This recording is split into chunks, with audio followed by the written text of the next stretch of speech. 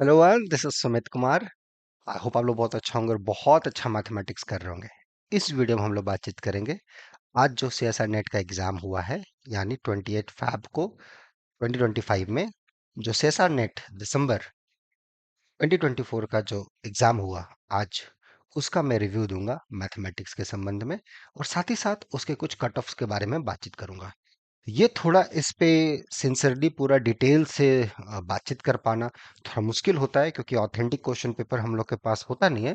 But मैं try करूंगा कि जो सटीक हो, जितना भी इंफॉर्मेशन मैंने गैदर करी है सारे स्टूडेंट से बात करके, इसीलिए थोड़ा देर भी हुआ ताकि मुझे और भी इंफॉर्मेशन पता चल जाए, ताकि कुछ छूटे ना, और उसके बेसिस पे मैं आपको ज्यादा शेयर कर पाऊं जो अभी तक का लोगों को याद है कुछ क्वेश्चंस, है ना। तो ये जो भी चीजें मैं बातचीत कर रहा हूँ ये कंप्लीटली मेमोरी बेस्ड है। मेरे पास कोई क्वेश्चन पेपर है नहीं, ना स्टूडेंट के पास है जिनसे बातचीत हुई है। जिस स्टूडेंट ने एग्जाम दिया, जिनको जो क्वेश्चंस याद थे, उन्होंने जो मेरे से शेयर करे हैं कि कैसा था नहीं था, उसके बेसिस पे ये मैं इस पे बातचीत कर रहा हूँ।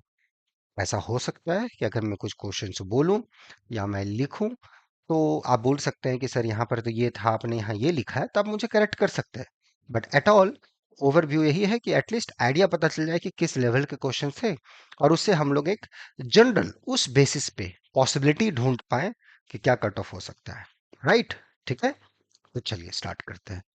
तो इस बार सारे स्टूडेंट्स का मानना ही था कि इस बार जो सेसा नेट दिसंबर 2024 का, जो कि आज 28 फरवरी को हुआ है 2025 में, उसमें जैसा पता होगा part A, part B, part C, ये तीन कैटेगरी में पेपर होता है।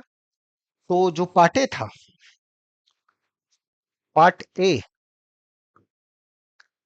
एंड पार्ट सी, लोगों को एक ही कैटेगरी का लगे, मॉडरेट। ठीक है, पार्ट ए और पार्ट सी लगभग स्टूडेंट्स मतलब मैं बात करूं, फॉर एग्जांपल अगर मैंने 10 स्टूडेंट से बातचीत करी है, तो मान के चलो कि 7 से 8 स्टूडेंट्स को ऐसा ही लगा है कि पार्ट ए और पार्ट सी सी के क्वेश्चंस बहुत ही ज्यादा टफ नहीं थे, मॉडरेट टू आप उसके कैटेगरी में रख सकते हो। ओके, पार्ट बी जो क्वेश्चंस था, जहां पे एक ही ऑप्शन करेक्ट होते हैं, यहाँ पे लोगों को शंका हुई, या लोगों से क्वेश्चन बने नहीं, या उनको टफ लगा, या बोल सकते हो कि उनको लेंथी लगा, जैसा भी आप बोल सकते हो, जैसा भी आपका फील हुआ पार्ट बी के सेक्शन में। इन्हीं लोगों को लगा कि सर पीडी के क्वेश्चन इस बार थोड़े से लेंथी थे, राइट। और कुछ क्वेश्चन जैसे टिपिकली लीनियर जबरा के जिस टाइप के क्वेश्चंस आते थे, उस टाइप के इस बार नहीं पूछे गए। ठीक है, तो ऐसा स्टूडेंट्स लोगों का मानना है। या फिर जैसा टिपिकली सीक्वेंस सीरीज के क्वेश्चन जो आपके रियल से आते थे, sequence and series of real numbers, वो ना आके sequence and series of functions, वहां से क्वेश्चन पूछे गए। अब क्या सच्चाई है, ये आप लोग को पता होगा, आप लोग ने एग्जाम दिया। बट मैं ये सब बातचीत उस बेसिस पे कर रहा हूँ जो कि मुझे अभी तक मिला है, फीडबैक स्टूडेंट लोगों की तरफ से। हो सकता है यहाँ रॉन्ग हो, बट जितने भी लोगों से बातचीत हुई तो सारे तो रॉन्ग नहीं हो सकते। तो सबका यही मानना था कि थोड़ा सा क्वेश्चन आस्किंग के पैटर्न में इस बार चेंजेस हुए हैं। जब मेरे पास ऑथेंटिक क्वेश्चन पेपर आ जाएगा तो मैं तो सॉल्यूशन दूंगा ही। बट एनीवे ये रहा है, तो चलो उसी बेसिस पे मान लेते हैं। तो उस वजह से, या फिर जैसा गेट में इस बार क्वेश्चंस थोड़े से घुमा फिरा के लेंदी टाइप के अप्लाइड सेक्शन से पूछे गए, बहुत लोगों का मानना था कि इस बार कुछ ऐसा ही था। ओडी से भी हो, पीडी से भी हो, पार्ट बी सेक्शन के क्वेश्चंस उसी वैरायटी से पूछे गए थे। तो जिनका अप्लाइड बहुत अच्छा होगा वो हो सकता है बनाए हो, लेकिन जिनका एक मिडिल लेवल का हो कि चलो ठीक है भैया, इस टाइप का पिछला क्वेश्चन आता है, ऐसा पढ़ लेते हैं तो शायद ऐसा बन जाएगा, तो वो शायद वहां पर धोखा खाए होंगे। ऐसा नहीं बोल रहा कि उनका एग्जाम खराब गया होगा, बहुत अच्छा गया होगा, बहुत अच्छा। बट जितने भी लोगों से थोड़ी बहुत बातचीत हो पाई, जो यहाँ पढ़ते थे नहीं भी पढ़ते थे, उनका ही मानना था कि ऐसा कुछ हुआ है। ओके, चलो पार्ट ए और पार्ट सी का क्या ऐसा रहा, उनका लगा था कि नहीं सर, यहाँ के क्वेश्चंस का जो पैटर्न था बहुत ही ज्यादा चेंजेस नहीं थे, सिमिलर काइंड के थे, कुछ बहुत ही आसान थे, कुछ थोड़ा सा सोचा जाए तो बन जाता। ओवरऑल किसी को भी टफ नहीं लगा पार्ट ए और पार्ट सी का क्वेश्चन पेपर, भले उनसे बना हो या ना बना हो, अलग इशू इशू है। जब आसान वो बोल रहे होंगे तो कहीं ना कहीं बना ही होगा। बट ऐसा भी कभी कभी होता है कि लगता है कि हाँ यार, ये क्वेश्चन मैं थोड़ा और मेहनत करके जाता तो शायद एग्जाम मेरे से और अच्छा जाता। तो उस कैटेगरी में मेरे ख्याल से वो लोगों का ये परसेप्शन होगा कि पार्ट ए पार्ट सी के, मैं कुछ क्वेश्चंस का बताऊंगा भी यहाँ पे, जिससे आपको पता चलेगा कि क्या लेवल का क्वेश्चंस रहा। लेकिन अमूमन ऐसा ही बातचीत हुई है, जितने भी स्टूडेंट लोगों से हमारी बातचीत हुई है। ओके, और पार्ट बी का हमने बता ही दिया। तो जैसे कि आए, जैसे कि पार्ट बी में ग्रुप का कुछ क्वेश्चंस था जो मतलब सीक्वेंस से रिलेट कर दिया, राइट।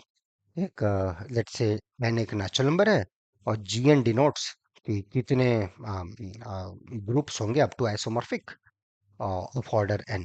तो gn का लिम सुप लिम या उसे एसोसिएटेड सीरीज या उसे और भी चीजों पे पूछा गया क्वेश्चन। तो ये मेरे ख्याल से लगता है उतना टफ था नहीं, बट हाँ, अगर आप पार्टीशंस नहीं पढ़े होंगे या आप एन ऑर्डर का ग्रुप्स का स्ट्रक्चर से नहीं पढ़े होंगे, शायद आपको बना नहीं होगा क्वेश्चंस, राइट।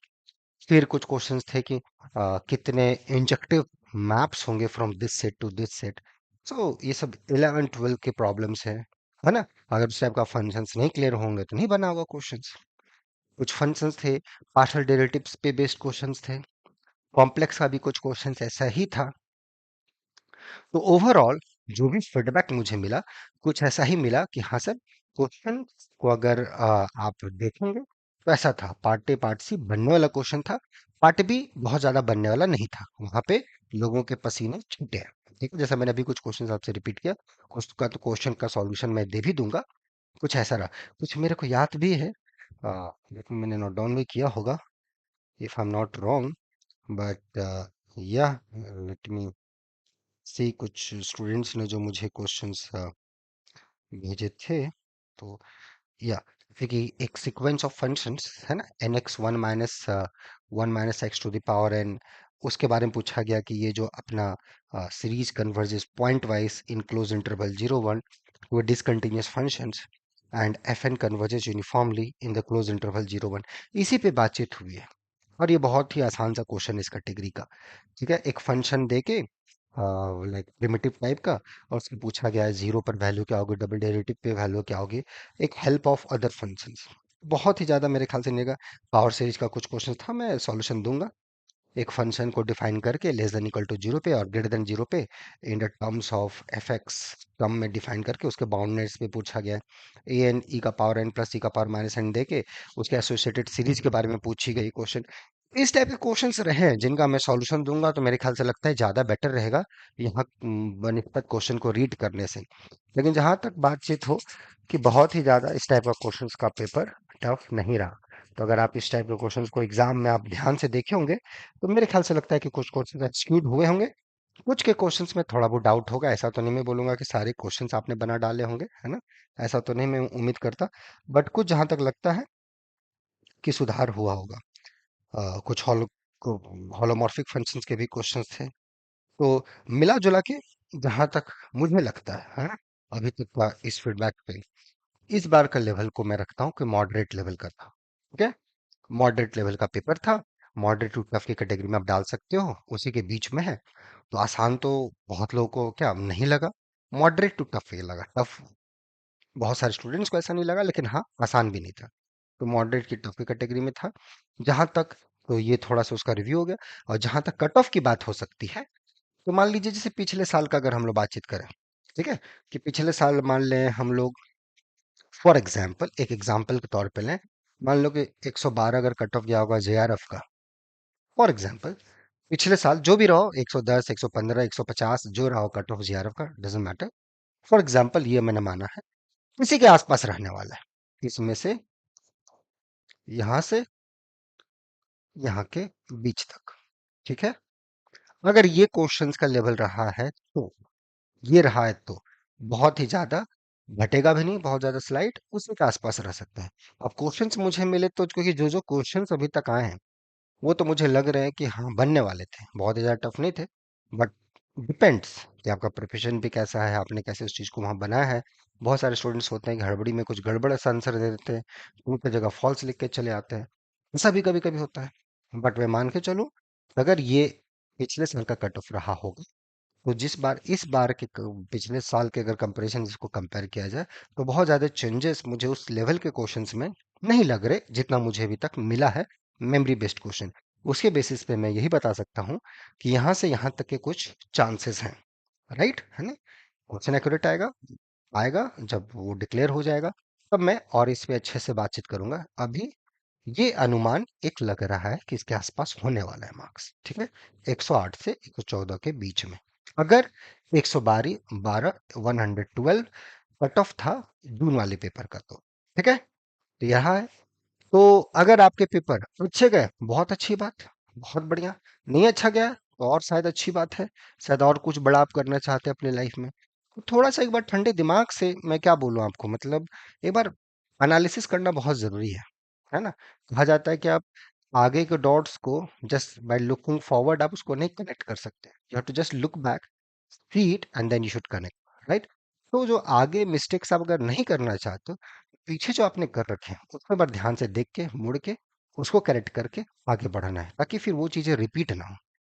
और वो कैसे हो सकता है? वो ऐसा हो सकता है, आप जब उस पे मंथन करोगे, समय दोगे, कहाँ आपका क्या वीक है, किस पे आपको काम करने की जरूरत है, या उस पे आपको 5-6 महीने सिंसियरली अच्छे से मेहनत करने की जरूरत है, वो आपका चॉइस होना चाहिए। अगर लगता है कि हाँ 5-6 महीने सिंसियरली मेहनत किया जाए, अच्छे से गाइडेंस ली जाए, तो शायद मेरा परफॉर्मेंस बहुत अच्छा या अच्छा हो सकता है या हो सकती है, तो आप कर सकते हो उसमें। सेल्फ स्टडी करके वो अच्छी बात हो रही, बहुत अच्छी बात है। सेल्फ स्टडी से अगर नहीं हो रही बावजूद भी, तो लगता है गाइडेंस की जरूरत है, आप गाइडेंस ले सकते हैं। उस गाइडेंस में लगता है कि यहाँ से वो सपोर्ट आपको मिल सकता है, तो यहाँ पे रेगुलर बैचेस हैं अभी, बहुत देर नहीं हुआ है, दिसंबर में ये आपके फैब में स्टार्ट हुआ है। आप आराम से जुड़ सकते हैं, अच्छा कर सकते हैं। मार्च में भी 2 तारीख से शायद हो सकता है स्टार्ट हो, तो कोई दिक्कत नहीं है। इंपॉर्टेंट ये है कभी के मिस्टेक से आप क्या सीख रहे हो, what is the learning you are getting right now, वो बहुत इंपॉर्टेंट है। वो मिस्टेक से क्या, किस वजह से आपका एग्जाम खराब गया, उस पे क्या सुधार की जरूरत है, कैसे इसको अच्छा कर सकते हो, ताकि आने वाला जो जून का एग्जाम है जिसमें आप फिर से मिस्टेक ना कर पाओ, उसमें क्या सुधार हो सकते हैं। उसके लिए 2 जून से ये 2 मार्च से रेगुलर बैचेस हैं, आप उसमें जुड़ सकते हो, करेक्ट कर सकते हो। ये लास्ट बैच होगा ये जून सेशन के लिए, ठीक है। जून में जो नेट का एग्जाम होगा, चाहे जून हो चाहे जुलाई हो, अभी से 5 महीने हैं, तो वो 2 मार्च से रेगुलर बैच स्टार्ट होगा। और आपको जुड़ना है तो आप मेल कर देंगे novelforum05@gmail.com पे। और अपने ये जो मिस्टेक्स हैं, जो थोड़ा जो भी गलती आपसे हो रही है, चाहे वो इस बार का नेट हो, या पिछला गेट हो, या इन बेचम हो, या टीएफआर हो, अभी जो 4 एग्जाम लगातार हुए हैं, हाँ उसमें आपसे मिस्टेक हो रहा है, किस जगह आपसे मिस्टेक हो रहा है, उसमें क्या सुधार की जरूरत है, ये ध्यान रखना बहुत जरूरी है। ये मार्क्स, ये कट ऑफ, ये तो आते जाते रहेंगे, राइट। इंपॉर्टेंट ये है कि आपने अपना बेस्ट दिया कि नहीं दिया इस एग्जाम में, आपसे किस क्वेश्चन में जानते हुए गलतियां हो रही हैं, राइट। हो सकता है किसी का मार्क्स 120 हो, किसी का मार्क्स 110 हो, किसी का मार्क्स 114 हो, आप खुश हो जाए, अरे सर ने इतना बोला है, मेरे इतने 6 मार्क्स आ रहे हैं। नहीं नहीं, एक बार ठंडे दिमाग से भाई, कि जो मेरा बेस्ट हो सकता था वो बेस्ट मैंने दिया कि नहीं दिया। जो मेरा बेस्ट हो सकता था वो मेरा बेस्ट वहां निकल के आया, नहीं निकल के आया, तो एक बार ठंडे दिमाग से सोचने की जरूरत है कि वो बेस्ट कैसे निकले। क्या मैं इतना ही मार्क्स के लायक हूँ, या इससे और अच्छा मार्क्स आ सकता है मेरे। और marks at the end not that much important, important ये है कि मैंने जो पढ़ा है और वो मेहनत मेरा वहां सामने दिख रहा है कि नहीं दिख रहा है। एट द एंड वहां दिखना चाहिए एग्जाम हॉल में, कि हाँ भाई मजे से क्वेश्चंस बन रहे हैं, बड़ा मजा आ रहा है। वो मजा अगर मिसिंग है तो फिर दिक्कत है। वो है तो बहुत अच्छी बात है। तो ये कैसे पता चलेगा? वो आप जब एग्जाम दिए होंगे आपको पता चल गया हो, और तो किसी को पता नहीं चल सकता, वो आप ही को पता चल सकता है। तो इसलिए थोड़ा सा ठंडे दिमाग से अपने बारे में अच्छा सोचें, और अच्छा सोचेंगे तो अच्छा आपके साथ होगा, जरूर होगा। सबके साथ होता है, तो आपके साथ भगवान का दुश्मनी थोड़ी है कि आपके साथ अच्छा नहीं होगा, जरूर अच्छा होगा।